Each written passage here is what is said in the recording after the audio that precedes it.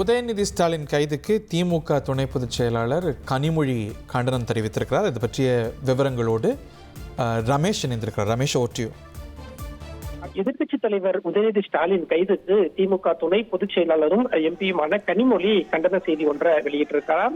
கனிமொழி வெளியிட்டிருக்கக்கூடிய கண்டன செய்தியில எதிர்க்கட்சி தலைவர் உதயநிதி ஸ்டாலினை தனிப்பட்ட முறையில பழி வாங்கணும் அப்படின்னா அரசு வழக்கு தொடர்ந்து நீதிமன்றத்தை நாடி நீதிமன்றம் தீர்ப்பளிக்கணும். ஆனா இந்த நடவடிக்கை அப்படிங்கிறது கண்டனத்துக்குரியதுன்னு கனிமொழி அறிக்கை வெளியிட்டிருக்கிறாங்க.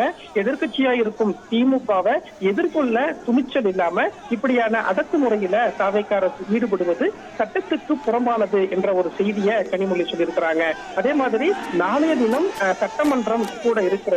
நாளை சட்டமன்றம் கூட்டத்தொடர்ல எதிர்க்கட்சி தலைவர் உதயநிதி ஸ்டாலினை பங்கேற்க விடாம தடுப்பதற்காகவே இந்த கைது நடவடிக்கை மேற்கொள்ளப்பட்டிருக்கு அப்படிங்கிற ஒரு செய்தியையும் கண்டனத்தையும் திமுக எம்பி கனிமொழி சொல்லியிருக்கிறாங்க.